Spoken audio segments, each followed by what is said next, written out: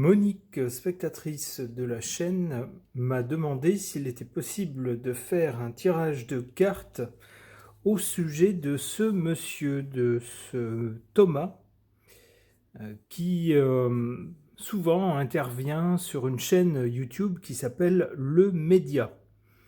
Alors j'ai vu son nom parfois, je ne suis pas sûr, je n'ai pas le souvenir de l'avoir écouté. Mais je vois que ces interventions sont souvent proposées sur YouTube euh, du fait que je regarde pas mal d'interventions politiques ou économiques, alors que ce soit de France ou de l'étranger. Et donc, les interventions de ce monsieur sur la chaîne Le Média me sont souvent proposées. Alors, c'est la bonne occasion pour essayer de se pencher un peu sur cette personne, savoir un peu de qui il s'agit, puisque je ne le connais pas, je ne connais pas son parcours. Alors, j'ai sorti sa fiche Wikipédia, c'est toujours un moyen assez pratique et rapide d'avoir au moins des faits sur quelqu'un. Après, bien sûr, on en pense ce qu'on veut. Alors, que nous dit sa fiche ? On nous dit que ce monsieur, ce Thomas, est né le 5 juillet 1977 à Drancy, en Seine-Saint-Denis, que c'est un économiste, un essayiste et un chroniqueur dans différents médias. Il est l'auteur de 16 ouvrages, notamment du Traité d'économie hérétique, paru en 2018 et qui s'est vendu à plus de 50 000 exemplaires en France et qui a été traduit en italien, en espagnol et en japonais. En novembre 2018, il s'est lancé en politique avec l'essayiste Raphaël Glucksmann et la militante écologique Claire Nouvian, en créant un nouveau parti baptisé Place Publique, visant notamment à mettre en place une liste d'union de la gauche aux élections européennes de 2019. Il a quitté ce même parti en mars 2019. Alors ensuite, concernant sa vie, on nous dit que son père est professeur de gestion et est un immigré vietnamien, et sa mère, couturière pour de grandes marques, est d'origine italienne. Après son bac, il a obtenu une licence à l'université Sorbonne Paris-Nord. Il a ensuite décroché un doctorat en économie à l'université Paris 1 Panthéon-Sorbonne en 2006. On nous dit également, c'est pour l'anecdote, qu'il a été ceinture noire de karaté à 16 ans, champion de Seine-Saint-Denis et vice-champion d'Île-de-France. Alors concernant sa carrière, il est professeur associé d'économie à la Paris School of Business. Il a été en charge de cours en économie et géopolitique de l'énergie. Alors, le reste est caché ici, mais je suppose qu'il s'agissait de Paris-Dauphine. Également cours en théorie économique à l'université Panthéon-Sorbonne. Et puis autre chose, mais je n'ai pas le texte ici qui est caché.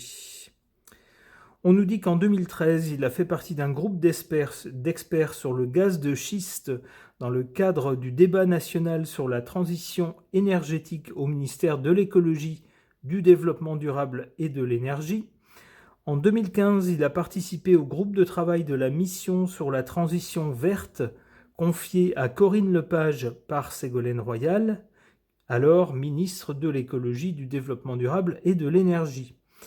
Il est membre d'un collectif qui s'appelle les économistes atterrés depuis 2016. Alors qu'est-ce qu'on peut retenir ou qu'est-ce qui peut attirer notre attention également ? Alors je ne vais pas vous lire tout son parcours. Son parcours, on nous parle ensuite de ses interventions dans les médias, en particulier des chaînes de télévision, mais également des magazines. Alors toujours pour un point de vue économique et politique, alors avec également un engagement écologique.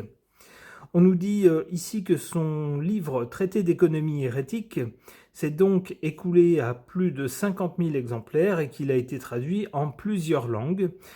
On nous dit qu'en 2020, le magazine britannique en ligne Richtopia l'a classé dans le top 100 mondial des économistes les plus influents en ligne, donc sur Internet, à la 42e place.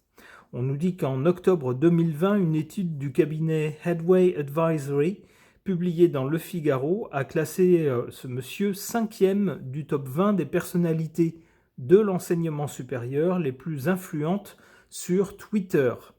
Derrière le ministre de l'Éducation nationale de l'époque, une politologue, un géopolitologue notamment. Alors, quoi d'autre? Qu'est-ce qu'on peut retenir? Peut-être ces idées, ces axes idéologiques. Alors, on nous dit ici qu'il a publié donc une dizaine de livres et contribué à plusieurs ouvrages collectifs, notamment avec d'autres membres du collectif Les économistes atterrés.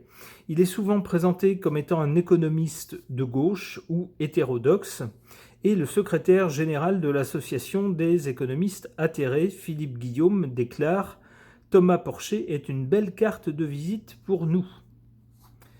Alors, on trouve donc dans ces idées une critique du discours dominant en économie. Alors, je ne vais pas vous lire tout ça, mais pour résumer, je l'ai lu avant de commencer le tournage. Grosso modo, ce qu'il dit, c'est que souvent, on a des idées économiques qui n'ont pas forcément été clairement démontrées, mais qui sont acceptées. Parce que à force de les répéter et puis de les présenter comme des vérités de base, eh bien personne ne les remet en question et puis tout le monde les accepte comme étant un principe de base. Or, il dit rien n'empêche de penser hors des clous, de prendre les choses avec une autre logique ou de penser autrement. Donc voilà pour sa critique du discours dominant en économie. Il a d'autres points idéologiques. On nous dit ici qu'il critique la vision économique de notre lumière céleste, l'homme qui est à la tête du pays. On nous dit également qu'il critique le manque d'ambition politique dans la lutte contre le réchauffement climatique. Donc on voit que c'est quelqu'un qui est très engagé en écologie et particulièrement sur ce point-là. Il est également critique du TAFTA, le TAFTA, qu'il qualifie d'accord du plus fort. Pour lui, ce traité transatlantique entraînerait un nivellement vers le bas des normes en raison d'un cadre légal américain plus souple qui rend les multinationales américaines plus compétitives. Il estime également que les prévisions de création d'emplois et de croissance ont souvent été surestimées, notamment dans le cas du marché unique et de l'ALENA. Alors c'est également quelqu'un qui est critique de l'exploitation du gaz de schiste. Alors le gaz de schiste, c'est du gaz qui est contenu donc dans le sous-sol, mais il faut fracturer des roches en sous-sol et c'est très polluant. D'une part, ensuite ça abîme beaucoup le sous-sol, ça abîme également parfois l'environnement en surface.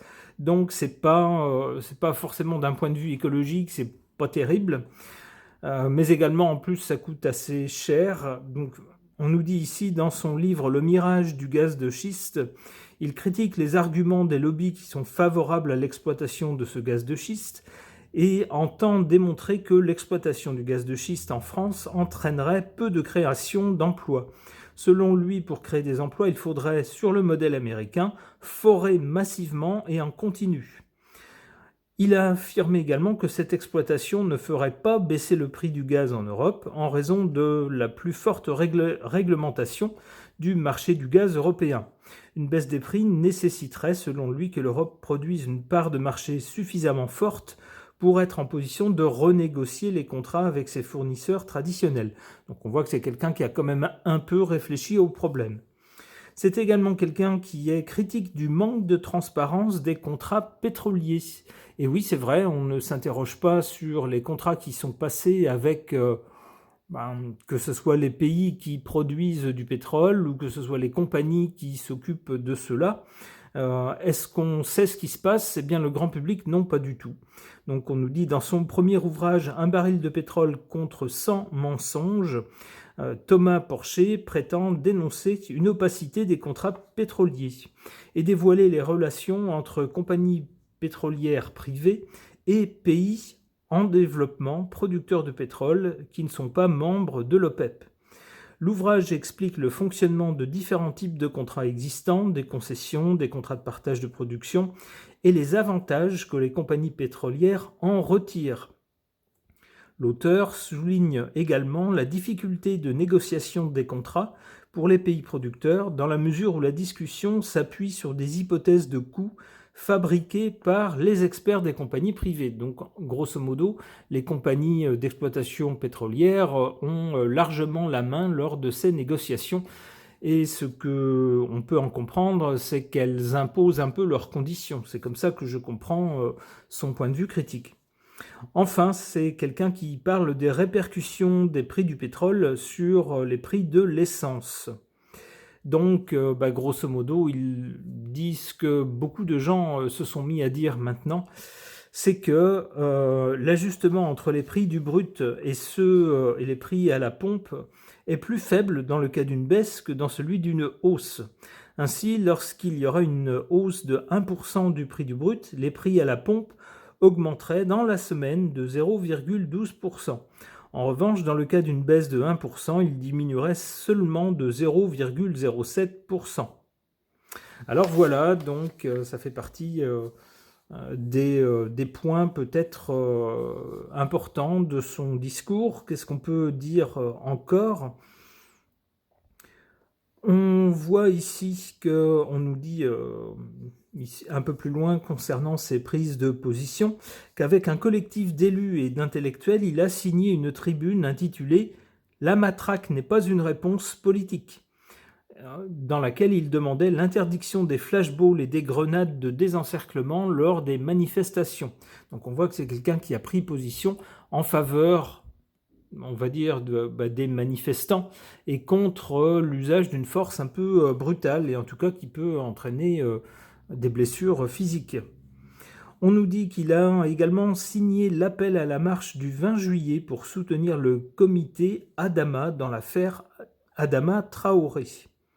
Alors, on nous parle d'autres prises de position de sa part concernant la fin immédiate de tout investissement dans de nouveaux projets de production d'énergie fossile. Donc, il s'agit encore une fois d'écologie. On voit que c'est quelqu'un qui est très engagé. On nous parle enfin de son positionnement lors de la pandémie que nous avons connue.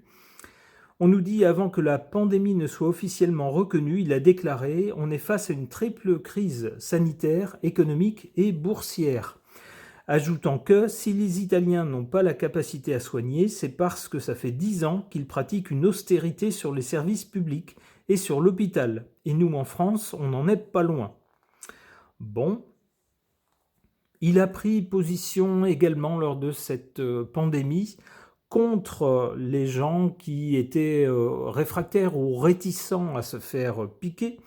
Il a dit par exemple, à terme, je suis d'accord avec le fait qu'il faille rendre la vie des non-piqués beaucoup plus difficile pour les inciter à se faire piquer. Il est ensuite revenu, on va dire un petit peu plus tard, il est revenu sur ses déclarations en affirmant avoir eu des propos maladroits. Voilà, à ce sujet. Alors, qu'est-ce qu'on pense généralement de lui ou quels sont les points de vue le concernant? Alors, le journal Libération, connu pour être assez à gauche, a jugé en 2018 que Thomas Porcher jouissait d'une omniprésence médiatique. D'après ce journal, en outre sa présence médiatique, M. Porcher consacre son temps à des articles publiés dans des revues scientifiques, certains étant dans le top 5% des plus cités au monde. Pourtant, son article académique le plus cité par d'autres articles scientifiques a respectivement 33 et 72 citations. Néanmoins, dans un article antérieur publié sur le site Arrêt sur Image, Porcher affirme qu'il a des publications dans des revues internationales classées CNRS, certaines dans le top 5%, ce qui fait référence au classement des revues et non des articles. Mais en l'occurrence, les revues Energy Policy et Energy Economics dans lesquelles il a publié sont classées respectivement seulement 34e et 52e meilleure revue académique au monde. Alors d'après le journal Causeur, même si sa pensée économique s'éloigne fortement des dogmes libéraux, il jouit d'une couverture médiatique monstre, c'est ce qu'on dit. Il est invité en 2018 presque partout, estime ce journal, pour la promotion de son nouveau livre et de sa, écoutez bien, supposée hérésie, qui reste appréciée par beaucoup de journalistes. Donc, il est censé être un peu hors des clous, opposant, ce que vous voulez, mais finalement, on l'aime bien. C'est ce que prétend ce journal. Alors, selon Contrepoint, alors que le journal Le Monde a publié un portrait de Thomas Porcher en août 2018, un tweet le décrivant comme un charlatan ou un pseudo-économiste, et un autre tweet lui attribuant de fausses déclarations sur la dette publique sont largement relayés dans la médiasphère. Donc on nous dit le site Arrêt sur Image y a consacré une émission et un article intitulé Un portrait de Thomas Porcher dans Le Monde des chaînes Les Chiens de Garde. Alors voilà, on voit que c'est quelqu'un qui est très présent dans les médias et qui fait réagir, et entre autres dans les prises de position, et les opinions font réagir. Alors personnellement, je ne le connaissais que de nom, je découvre à l'occasion de cette vidéo, je viens de découvrir sa biographie, donc je ne le connais pas suffisamment pour me faire une opinion, je ne sais pas si c'est quelqu'un dont les affirmations sont fondées, sont intéressantes. Alors en tout cas, je constate que son parcours est sérieux, c'est quand même c'est pas quelqu'un qui se prétend économiste, c'est vraiment quelqu'un qui a suivi une formation en ce domaine et quelqu'un qui a travaillé sur divers sujets liés à ce domaine ainsi qu'à l'écologie. Alors, je ne sais pas ce que les cartes vont en dire, ça va être intéressant de faire un tirage un peu en aveugle pour essayer de voir quel est son caractère. Par exemple, j'interroge mon oracle des personnages.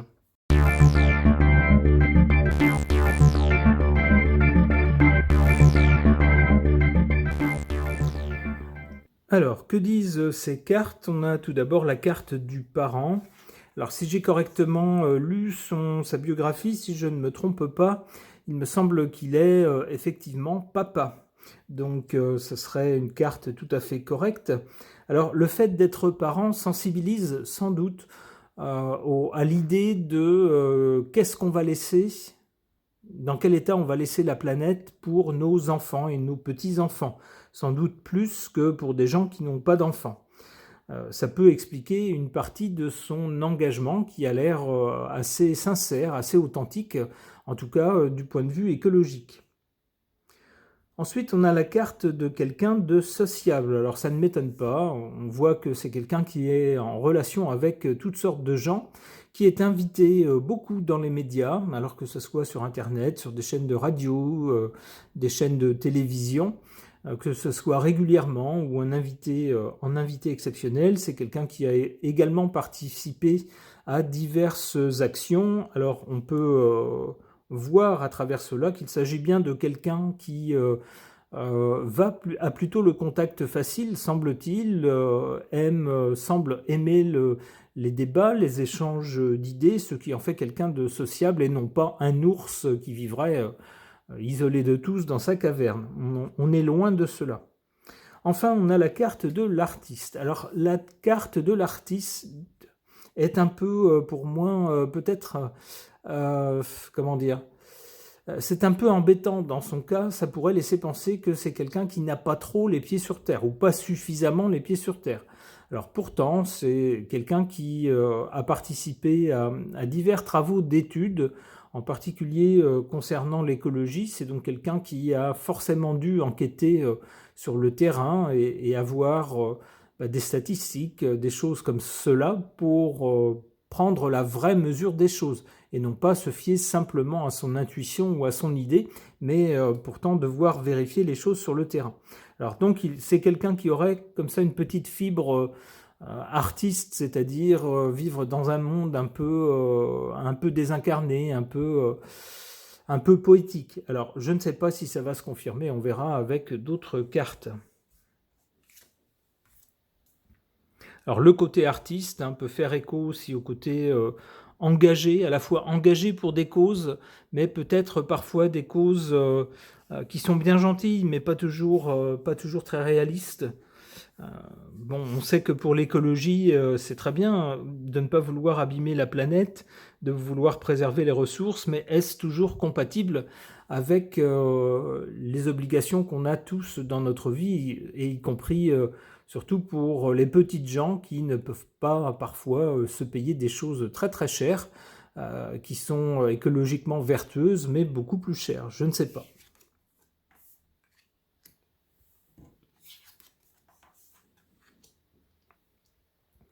Alors en carte positive le concernant, on a cette carte du beauf.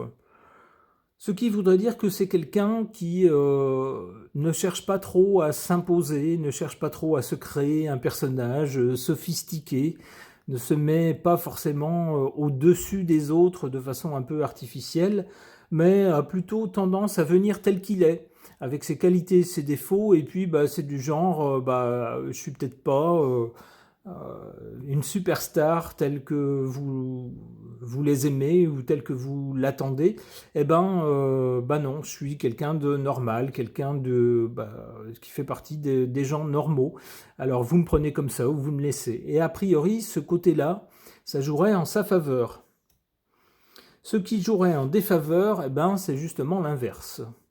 Le côté bobo. Alors peut-être que certains considèrent, alors c'est ce qu'on a vu dans les critiques qui lui étaient faites lorsque je vous ai lu sa fiche Wikipédia, certains journaux considèrent qu'il bénéficie d'une certaine complaisance médiatique et d'une surexposition médiatique. Grosso modo, il est invité partout et puis il est soi-disant rebelle, soi-disant opposant, mais mine de rien, tout le monde l'aime bien. Et tout le monde lui donne la parole. Ce qui en ferait une espèce de bobo. Vous savez, les bobos, c'est comme ça qu'on désigne ou qu'on qualifie des gens qui sont supposément un peu rebelles, un peu en marge de la société, mais qui en fait gagnent très bien leur vie et se donnent un style un peu comme ça. Eh bien, ce côté-là, s'il l'a, encore une fois, je ne le connais pas suffisamment pour en juger, mais c'est ce que les cartes suggèrent, eh bien, ce côté-là le desservirait.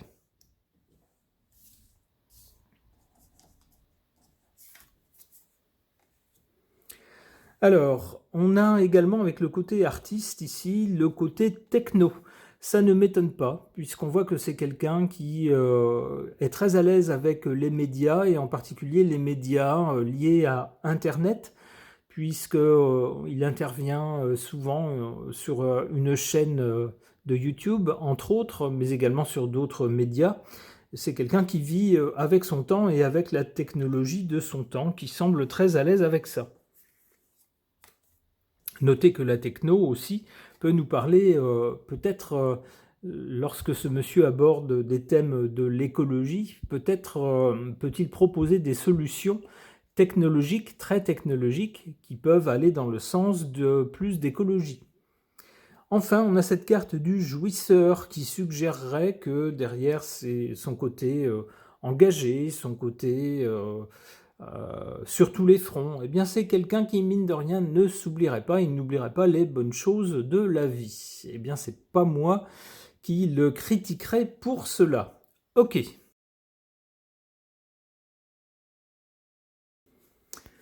Concernant ce monsieur Thomas P., voyons ce que le tarot de Marseille peut nous en dire.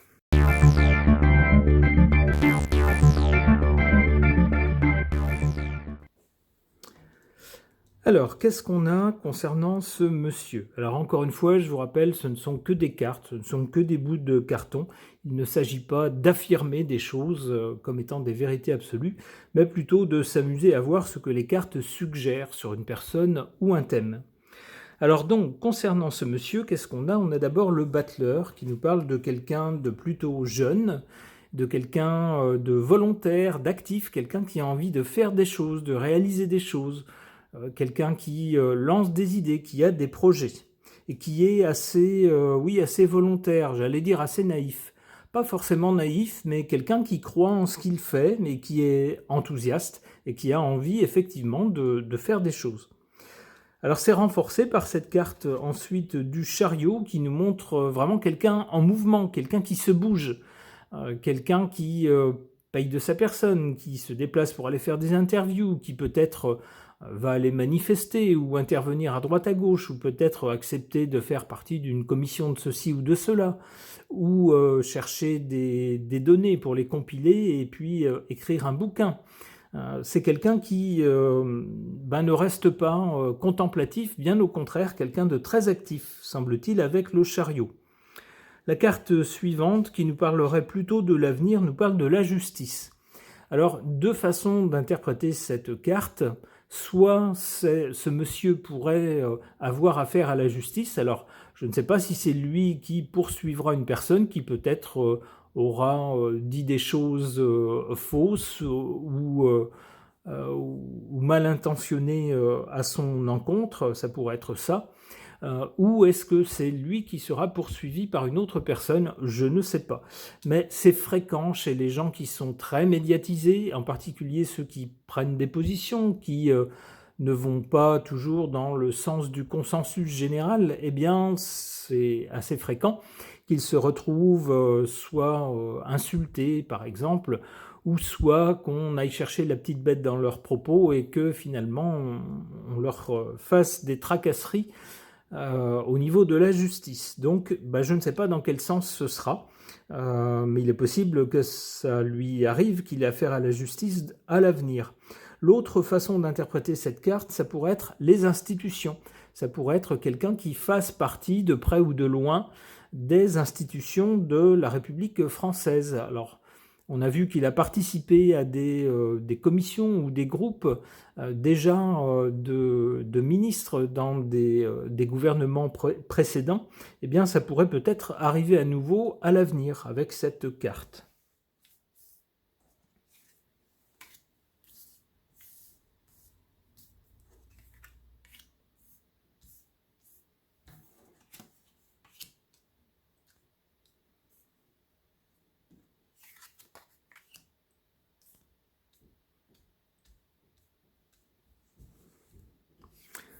En carte faible, cette carte du soleil. Alors, bien que ce monsieur soit très exposé, nous dit-on qu'il soit un peu presque le chouchou des médias. C'est en tout cas ce que certains journaux disent de lui ou suggèrent de lui. Eh bien, cette carte ne va pas dans le sens de quelqu'un qui aurait le culte du moi, le culte de la personnalité. Apparemment, c'est pas trop ça. C'est plutôt quelqu'un qui semblerait vouloir mettre en avant plutôt ses idées ou plutôt les débats, et pas trop lui-même, si vous voulez.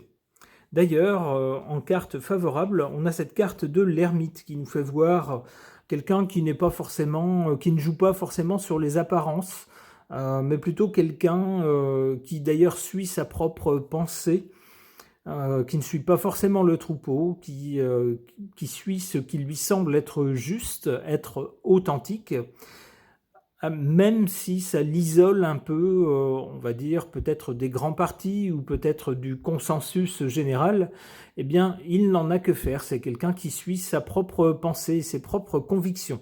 On nous dit, le concernant, avec la carte dans cette position, que c'est la bonne attitude. C'est quelque chose qui le sert.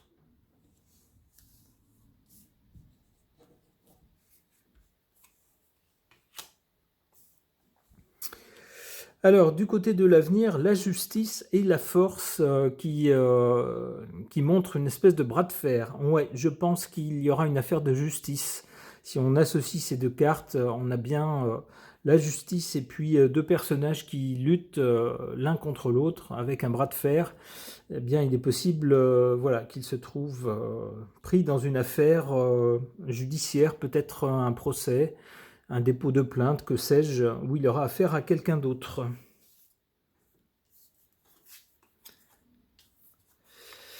Ah, il se pourrait que ce soit pour des questions d'argent ou des choses du genre des malhonnêtetés, peut-être des mensonges, peut-être des choses malhonnêtes.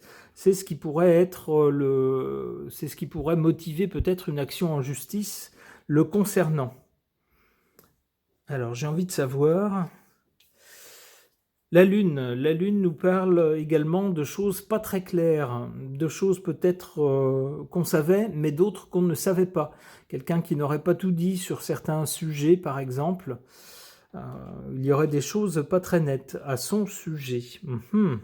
Et alors, c'est la dernière, sinon après, il ne faut pas non plus tirer tout le jeu. La tempérance. Bon, peut-être que finalement, cette tourmente judiciaire se finira par quelque chose d'assez modéré, avec la tempérance. Eh bien, on le souhaite pour lui, bien sûr, on ne souhaite de mal à personne. Je souhaite le meilleur à ce monsieur. S'il a des choses intéressantes à dire, il a raison de les dire dans des espaces publics, que ce soit sur des chaînes de télé, la radio, que ce soit sur Internet, et même si ça ne correspond pas forcément à notre idée, c'est toujours intéressant d'écouter les analyses, les idées, les points de vue d'autres personnes. Ça nous permet de réfléchir aux nôtres également. Ce tirage de cartes est maintenant terminé. Merci de l'avoir suivi.